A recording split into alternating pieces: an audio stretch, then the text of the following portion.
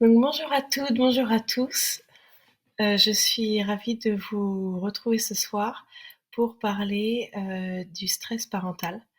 Le stress parental qui est, vraiment très présent, dans notre société pour plusieurs raisons. Je vais y revenir, plus en détail et du coup, je vais vous, partager mon écran. Alors moi, je ne verrai plus, l'écran du webinaire, donc s'il y a des questions, gardez-les pour la fin. Je ferai un petit tour de temps en temps pour voir si tout va bien, si vous m'entendez toujours. Mais voilà, sinon gardez vos questions pour la fin, il y aura un temps de questions. Donc voilà. Eh bien, commençons. Donc je vais partager mon écran.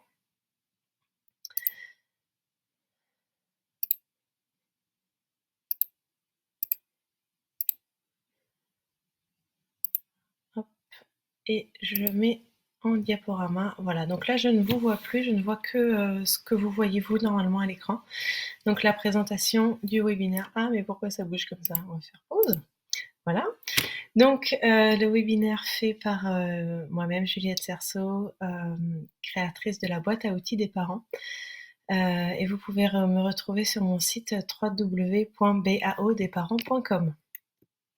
Alors au programme de ce webinaire, donc je vais me présenter déjà, je vais vous expliquer l'objectif du webinaire, les effets du stress et donc les raisons pour lesquelles, vous pouvez vous devez chercher à l'éviter. Donc les 10 clés justement pour éviter ce stress parental. Des témoignages, de mes clientes et puis bien sûr, je ne vais pas vous laisser sans un cadeau bonus à la fin. Puis à ce moment-là, je répondrai à vos questions justement. Donc allons-y, c'est parti. Donc je suis Juliette Cerceau, je suis coach de vie, coach parental, psychopraticienne. Je suis spécialisée en parentalité, pardon, en atypisme, notamment pardon, notamment les enfants HPI et les adultes, hein, d'ailleurs, et HPI et TDAH, enfants et adultes, parce qu'en général, lorsque les enfants le sont, les parents découvrent le diagnostic à ce moment-là. Et je suis aussi, spécialisée, pour les victimes de pervers narcissiques, la thérapie par réalité virtuelle, notamment pour le traitement des phobies. Alors pourquoi j'ai choisi, ce métier de coach parental? Parce que quand je suis devenue maman, les choses ne se passaient pas comme je le voulais. Je n'étais pas à l'aise, je savais pas ce que je faisais avec mon fils. Je trouve que pendant la grossesse, on est vraiment très encadré, on a tout un tas de voilà, de professionnels autour de nous et par contre, dès que le bébé naît, il faudrait qu'on sache, tout faire, comme si on le faisait depuis des années. Sauf que ça n'a pas du tout été le cas pour moi et peut-être pas pour vous non plus. Donc ça cette situation ne me convenait pas, j'étais pas du tout, épanouie. Donc j'ai cherché des solutions que j'ai trouvées, et mon expérience de maman a été vraiment transformée. J'ai vraiment repris confiance en moi, je savais, ce que je faisais avec, mon fils et avec ma fille qui est née ensuite et une idée me taraudait, c'est si j'avais su tout ça avant. Et si j'avais su tout ça avant, je me serais évité, bien des doutes, des crises, des pleurs, des peurs, voilà. Et donc c'est la raison pour laquelle j'ai voulu partager mon expérience avec d'autres parents. Donc c'est l'idée première du podcast La boîte à outils des parents, dans lequel initialement je voulais partager mon expérience et je me suis dit que ça ne suffirait pas. Donc je me suis formée et je suis devenue coach parental. Donc l'objectif du webinaire, c'est comme toujours de créer votre bonheur familial en réduisant votre stress familial pour aujourd'hui. Donc l'idée, c'est de comprendre votre stress, avoir des stratégies pour l'éviter et pour limiter les dégâts. Donc les effets du stress sur les parents, je pense que vous les connaissez puisque je pense que vous avez vous avez, à certains moments, expérimenté du stress parental. Donc sur les parents, il y a de la fatigue physique et émotionnelle évidemment. Heu, Cette fatigue physique entraîne également de l'irritabilité, de la frustration et un sentiment de débordement, avec une diminution de la patience et de la tolérance, notamment par rapport aux enfants. Et à plus long terme, il y a des difficultés de concentration, de prise de décision, un impact sur la santé mentale, y compris sur l'anxiété et surtout la dépression. avec tout ça, entraînant des conflits conjugaux et des tensions familiales. Évidemment, ce que je vous décris, c'est le noir de chez noir. Ça dépend de votre niveau de stress et de la durée de votre stress. Mais, je pense que le stress, parental, vous pouvez très bien comprendre, vous l'avez déjà expérimenté encore une fois, que ça entraîne de la fatigue physique et émotionnelle et que lorsque on est fatigué, physiquement et émotionnellement, on est forcément irritable et moins patient, moins patiente. Le stress parental sur les enfants, ça augmente les comportements perturbateurs tels que l'agitation, l'opposition et l'agressivité.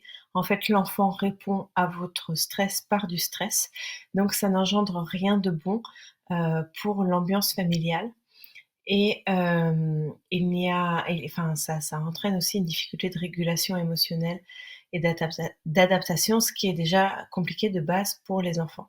Évidemment, il peut, y avoir des impacts sur les performances scolaires et le développement social. Je prends un petit coup d'eau parce que ma voix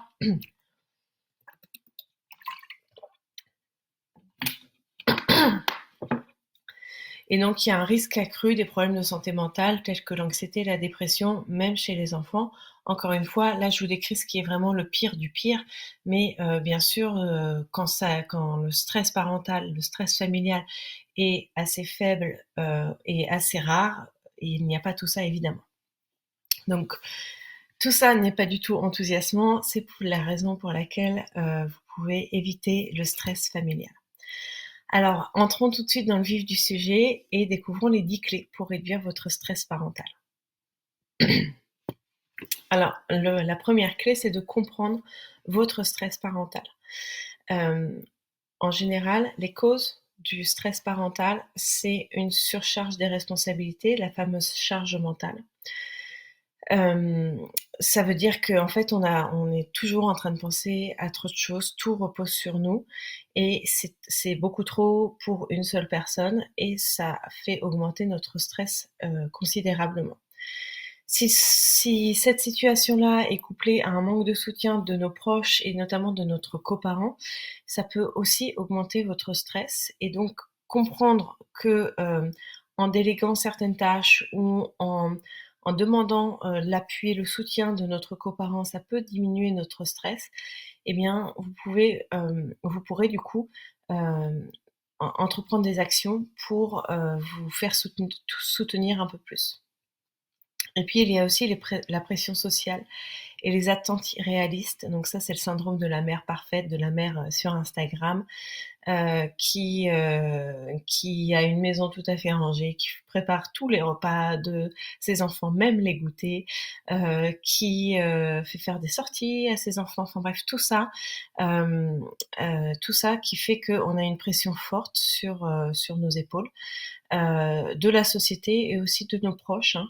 Il y a certains grands-parents notamment qui reprochent des choses, à leurs enfants, par rapport à leurs petits-enfants. Tout ça, ça met de la pression supplémentaire et ça augmente notre stress. Donc une fois qu'en fait, je vous invite à identifier toutes les causes de votre stress, de façon à ce que vous puissiez déjà l'identifier. Pourquoi vous êtes stressé? Eh bien, pour telle et telle raison, pour ensuite pouvoir agir dessus. La deuxième clé, c'est pratiquer l'autocompassion, c'est-à-dire d'être bienveillant, bienveillante envers vous-même. C'est vous traiter comme si vous parliez à une amie et prendre conscience de vos pensées et de vos émotions. C'est-à-dire que si une amie, était dans la même situation que vous, comment vous lui parleriez? Qu'est-ce que vous lui diriez? Je pense qu'on est toujours plus dur envers soi-même qu'on l'est envers les autres et donc si vous arrivez à switcher entre votre discours interne et le discours que vous feriez à quelqu'un en qui vous avez de la compassion, que vous aimez bien, que vous voulez rassurer, que vous ne voulez pas vexer, et ben ça va déjà faire une petite bascule dans votre tête et ça va vous permettre de baisser votre niveau d'exigence envers vous-même et donc de baisser votre niveau de stress. Et vous pouvez aussi, prendre conscience de vos pensées et de vos émotions. On est un peu dans la même lignée que la première clé, c'est-à-dire d'identifier, vos, les causes de votre stress. Et les causes de votre stress, c'est souvent les pensées, parce que nos pensées créent notre réalité. Les pensées créent nos émotions aussi. Donc si vous prenez conscience de vos pensées, vous pourrez également les modifier. Ensuite, là on rentre vraiment dans l'action. Établissez des routines pour la famille. C'est un peu l'image que j'ai mis avec un calendrier pour chaque personne, même pour les enfants les plus petits, hein, les plus jeunes. De cette façon-là, chacun saura ce qu'il a à faire et vous éviterez les moments de stress type préparation avant de partir à l'école ou les moments charnières tels que prendre la douche, faire les devoirs, etc.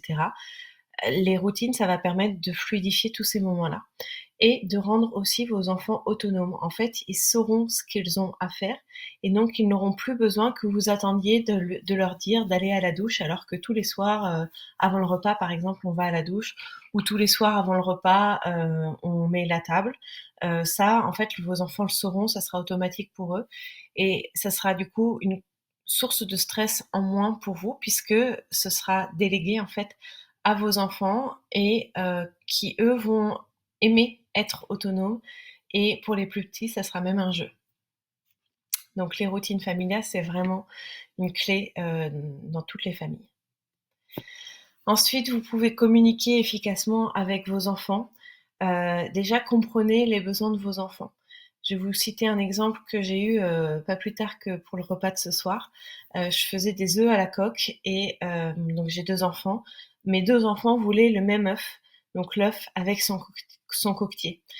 Heu, J'aurais pu dire: «Bah non, en fait, c'est comme ça, bah, c'est moi qui le prends» ou «C'est toi ou l'autre qui le prend» et cetera. Ça aurait fait une crise. Là, j'ai essayé de comprendre pourquoi ils voulaient chacun, cet œuf avec ce coquetier. Je me suis rendu compte que ma fille voulait le coquetier parce qu'il y avait des jolies fleurs et que mon fils voulait l'œuf parce que c'était le plus gros. Donc j'ai juste, échangé l'œuf et le coquetier et du coup tout le monde, a été content et il y a pas eu de crise. En fait, si j'avais pas compris, si je m'étais pas interrogée sur, pourquoi ils veulent ça, eh bien je n'aurais certainement pas pu, répondre à leurs besoins correctement. Ensuite, je vous recommande d'utiliser les méthodes DESC ou OBSD. J'en parle longuement, dans mon programme d'accompagnement dont je vous parlerai à la fin. J'en parle aussi, brièvement dans un épisode de podcast, ça doit être le premier ou le quatrième, je suis plus très sûre. C'est communiquer efficacement avec ses enfants. En fait, ce sont des méthodes de communication qui sont imparables.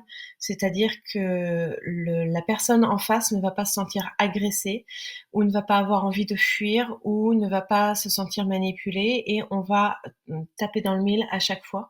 Et nos besoins, nos sentiments, nos demandes seront respectés et connus de nos enfants.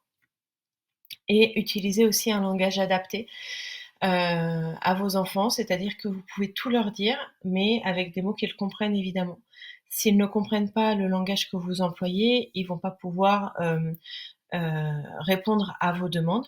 Si vous vous exprimez de façon un peu trop évoluée entre guillemets, avec des mots qu'ils n'ont pas encore acquis, ou au contraire avec un langage trop bébé, trop enfant, ça peut avoir tendance à les rabaisser, à les diminuer, et ça, les enfants en général, ils aiment pas, et donc ça met un frein à la communication.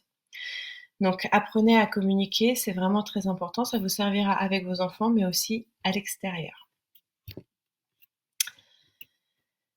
Alors la 5e clé, c'est gérer vos attentes parentales. Donc pour ça, cultivez la flexibilité, c'est-à-dire que, lorsque vous avez demandé, je sais pas, à votre enfant d'aller prendre, sa douche tous les jours à 18h45, si à 18h46 il n'est pas encore dans la salle de bain, peut-être qu'à ce moment-là, vous n'êtes pas obligé de vous mettre en stress tout de suite, de provoquer peut-être une crise avec des remontrances ou ce genre de choses, mais plutôt, lui accorder 5 voire 10 minutes de battement selon votre organisation. Vous pouvez aussi pratiquer la communication ouverte, ça c'est ce que je recommande, beaucoup à mes clients et mes clientes. En fait, lorsque l'enfant comprend pourquoi vous lui demandez des choses, ce qui est important pour vous, il va, d'autant plus l'accepter. Ce matin, je parlais à l'une de mes clientes, qui a une fille, adolescente de 12 ans. Ma cliente, donc sa mère, refuse que la fille aille, dans le parc avec, ses copains d'école après le collège. Pourquoi? Pour sa sécurité. Sauf que sa fille n'en a absolument pas conscience et du coup, ça peut créer une crise. D'ailleurs, ça a créé une crise et ça empêche, en fait, la fille ne comprend pas pourquoi sa mère l'embête. Et donc si sa mère, explique pourquoi, elle ne veut pas que sa fille aille, dans les parcs, par exemple, après le collège, lorsqu'il fait nuit. Alors là, il fait un peu moins nuit, mais, elle me racontait ça, c'était il y a quelque temps déjà. Si la fille comprend, en fait, bah, elle va mieux respecter la limite et l'attente parentale. Et le troisième conseil que je peux vous donner, c'est d'établir des attentes qui sont réalistes. C'est-à-dire de ne pas mettre la barre trop haute. On ne peut pas demander, je sais pas, à un enfant de 2 ans, de s'habiller tout seul, de la tête aux pieds, ou de se doucher tout seul en s'essuyant parfaitement, par exemple. Je prends un exemple pour un enfant de 2 ans, mais c'est pareil à tous les âges des enfants. Du coup, vous pouvez, réduire vos attentes de façon à ce que l'enfant soit dans une position de réussite par rapport à vos attentes et bah, que l'ambiance familiale soit améliorée. Ensuite, relativiser pardon, votre situation, ça c'est vraiment important. Vous pouvez prendre du recul par rapport à votre situation, c'est-à-dire que en fait, si vous êtes focalisé sur la situation que vous venez de vivre, qui vous a apporté un grand stress, qui a créé de la crise, enfin une crise, de la colère, etc., des émotions vraiment très désagréables, en fait, vous êtes dans l'ici et maintenant. Mais si vous prenez du recul en se disant, bah, qu'est-ce que je penserai quand j'aurai 80 ans? Qu'est-ce que penserait une autre personne? Qu'est-ce que penserait une autre personne de votre entourage que vous connaissez, que vous prenez comme modèle? Ou qu'est-ce que vous penserez si vous étiez dans une autre situation?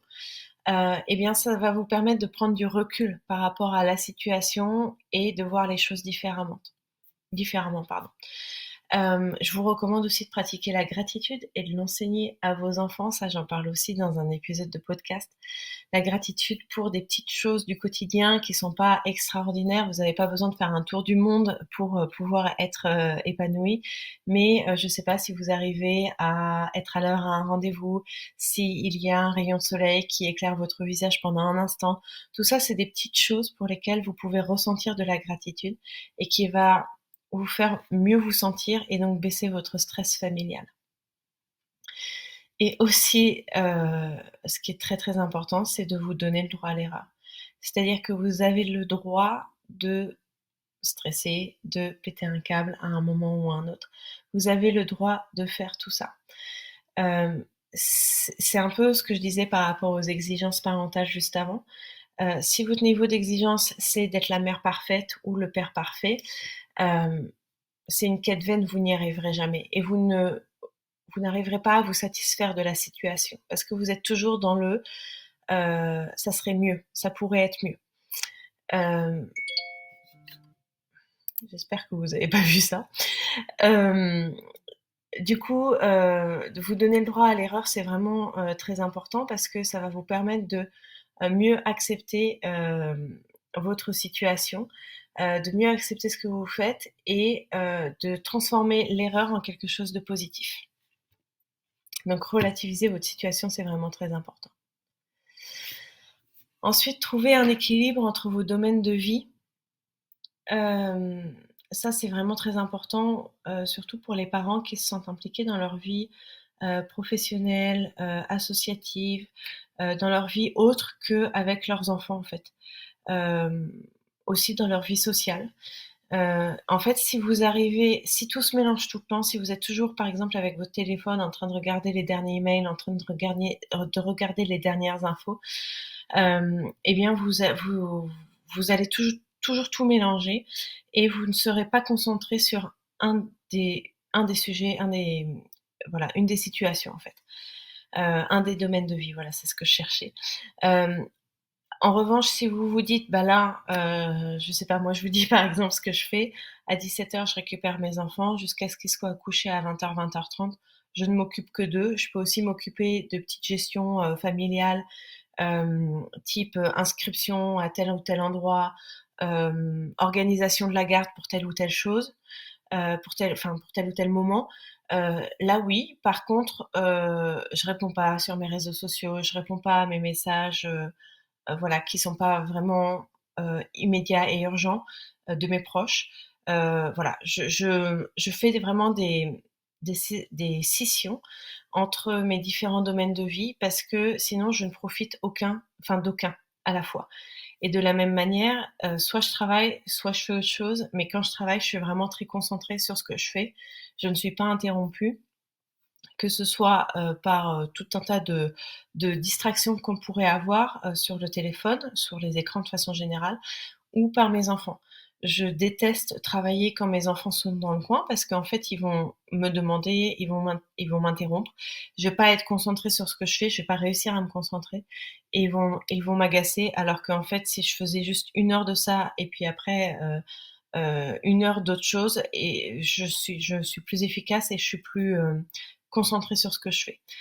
De la même façon, je priorise et je planifie beaucoup, beaucoup de choses.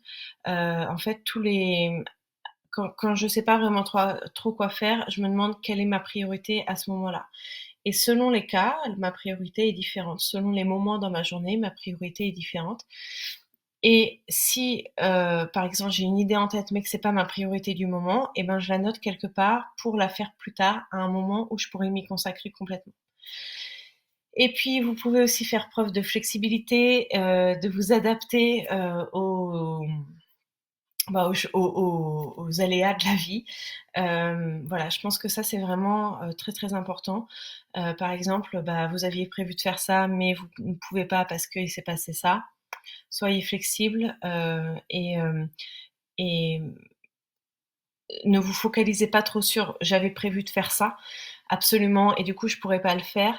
En fait, ça va vous faire augmenter votre stress alors qu'en fait, vous avez un aléa, que vous devez traiter. C'est de l'important et de l'urgent en général et ben, donc du coup, c'est ça, enfin, c'est ce sujet-là que doit être votre priorité, qui doit être votre priorité et pas l'autre et l'autre sujet que vous aviez prévu de faire, vous pourrez le faire plus tard.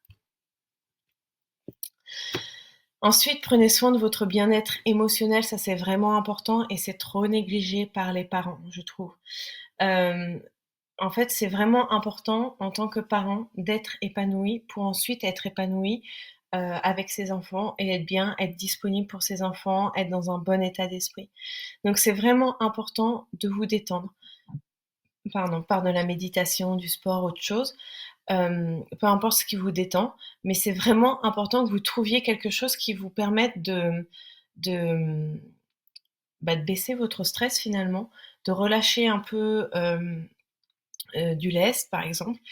Et alors moi je fais du tennis, je sais que tous les mardis soirs je fais du tennis, et c'est très important pour moi et j'essaye de vraiment, ne pas, me rendre à mon entraînement quand il y a vraiment quelque chose. La dernière fois, je crois que c'était ma fille qui était malade et dans ce cas, bah, je suis restée avec elle pour m'occuper d'elle évidemment.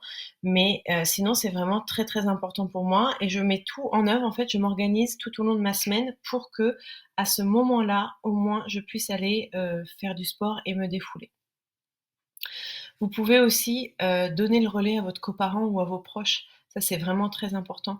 Quand vous sentez que, votre stress est trop important, que vous n'en pouvez plus, ne traitez pas les situations avec vos enfants, ça ne fera qu'envenimer les choses. Vous pouvez dire à votre coparent ou à quelqu'un d'autre qui est là ou qui peut venir, hein, d'ailleurs, que là, vous n'en pouvez plus et vous avez besoin, de vous éloigner un peu, puisque de toute façon, vous n'êtes pas apte à ce moment-là à gérer certaines situations. Et puis pratiquer des activités enrichissantes, alors seul ou, avec votre coparent ou en famille ou avec même des amis, peu importe. Mais quelque chose qui vous nourrisse l'esprit, qui vous nourrisse le corps, c'est encore une fois très important parce que de cette façon-là, vous pourrez retourner en fait avec vos enfants, chez votre famille, enfin dans votre famille, disposé et disponible pour vos enfants, pour toutes les situations qui peuvent être pénibles avec vos enfants. Une fois que votre bien-être émotionnel sera comblé, sera rempli, eh bien, vous serez, il va y avoir des effets à long terme et du coup, vous serez mieux avec vos enfants. Et trouver du soutien dans vos proches, donc communiquer ouvertement vos difficultés, parce que les personnes ne savent pas vraiment ce qui se passe chez vous. Ça, c'est vraiment très important. Donc communiquer ouvertement sur vos difficultés. Notamment, moi, ce qui m'a beaucoup aidé, c'est les discussions entre parents d'élèves, entre mamans des enfants avec lesquels mes enfants s'entendent bien. Voilà, parfois c'est difficile et peut-être un petit conseil, une petite réassurance, quelque chose comme ça, avec des personnes bienveillantes, évidemment, ça peut suffire. En revanche, il faut absolument que vous établissiez des limites saines, c'est-à-dire que les gens ne fassent pas à votre place ou ne vous critiquent pas ou ne prennent pas votre rôle de parent à votre place. Je pense notamment aux grands-parents, donc à vos parents, qui peuvent être parfois assez directifs et avoir une idée bien toute faite de ce que doit être l'éducation. Si vous ne partagez pas ces mêmes idées, vous pouvez l'expliquer, mais de façon assertive. Et là, je vous renvoie aux méthodes de communication dont je vous ai parlé un peu plus tôt. Et vous pouvez accepter aussi les coups de main. Vous pouvez dire oui quand on vous propose des coups de main. Il y a aucune, comment dire, il y aura aucune gloire à faire en sorte que vous fassiez tout toute seule tout le temps, sans aide. Ça, je pense que c'est vraiment très européen, très occidental, avec cette idée de mère parfaite qui devrait se dévouer entièrement pour tout faire. Mais ça n'existe pas, vraiment. Vraiment, ça n'existe pas. Donc, acceptez les coups de main, ne les refusez pas. Ils seront vraiment bénéfiques pour vous. Et la dernière clé, c'est sachez demander de l'aide quand c'est nécessaire. Donc, la première étape, c'est de reconnaître quand vous avez besoin d'aide. Encore une fois, il n'y a pas de gloire à y arriver toute seule ou tout seul. Il y a juste de la gloire à y arriver à votre manière et comme vous avez envie. Ça, c'est vraiment important. Donc, il n'y a pas de honte à avoir si vous avez besoin d'aide dans votre parentalité, quelle que soit l'aide dont vous avez besoin, hein, d'ailleurs. Vous pouvez le faire, vous pouvez demander de l'aide. Donnez-vous ce droit-là. Et trouvez l'aide qui correspond à vos besoins. Il y a plein d'aides différentes. J'en propose une, mais il peut y avoir d'autres façons de faire, d'autres choses. Et de cette façon-là, vous vous en sortirez grandi complètement. Pourquoi? Parce que lorsque vous aurez obtenu de l'aide, vous serez beaucoup plus épanoui en tant que parent et vous en sortirez grandi pour vous et pour vos enfants. Et c'est une transition idéale pour que je vous parle de mon accompagnement de coaching parental en ligne, dans lesquels vous trouverez les clés d'une famille harmonieuse. Je vous en parle très brièvement. Vous trouverez dans cet accompagnement parental des vidéos, des audios et des documents écrits qui vous accompagneront pendant au moins 6 semaines. Et puis, ce programme en ligne sera complété par, ce qui est très important, 3 séances de coaching individuelles en face à face avec moi. Ce qui nous permettra d'aller plus loin, d'aller plus dans les spécificités de votre famille. Et il y a une garantie satisfaite ou remboursée pendant 7 jours. Donc, vous aurez accès pendant 7 jours au premier module. Et si vous n'êtes pas satisfait ou satisfaite, eh bien, vous me demandez le remboursement. Je ne vous pose pas de questions. Je vous l'accorde quoi qu'il arrive. Ce programme est une efficacité prouvée parce qu'il y a 100% de mes clients et de mes clientes qui sont satisfaites et satisfaits. Donc, j'ai vraiment aucun doute sur l'efficacité de ce programme pour vous. Quelques témoignages, clientes, moi j'en ai mis 2 ici, vous en trouverez plus sur mon site internet et sur ma fiche, Google. Donc je vais lire par exemple le témoignage de Clémence. Donc j'ai commencé par écouter les podcasts La boîte à outils des parents, puis j'ai voulu en savoir plus et j'ai profité d'un rendez-vous découverte. Le rendez-vous découverte qui est gratuit, hein, d'ailleurs si vous voulez, le réserver, eh bien vous pouvez. J'ai été convaincue, j'ai intégré son programme et sa promesse est tenue. J'ai retrouvé la parentalité à laquelle j'aspirais et le calme familial. Merci Juliette. Heu, je suis ravie d'avoir, accompagné Clémence vers la parentalité à laquelle elle aspirait parce que c'est vraiment ça, c'est vous qui choisissez quelle parentalité vous voulez avoir et moi je vous accompagne pour l'obtenir. Et alors pour vous remercier, de votre écoute, et de votre participation pendant ce webinaire, je vous propose, une offre, enfin je vous offre plutôt une séance de coaching en plus si vous souscrivez au programme de coaching en ligne dans les 24 heures. Je vais, vous mettre le lien, vers ma page web qui décrit, le programme de coaching en ligne, hem, de façon à ce que vous puissiez, voir toute la description, réserver un rendez-vous découverte si vous le souhaitez, si vous souhaitez en savoir plus et puis sinon, souscrire directement à l'offre et je vous ajouterai une séance de coaching en plus. Alors je vous remercie, de votre écoute. Je vais maintenant arrêter le diaporama et on va passer à des questions si vous en avez.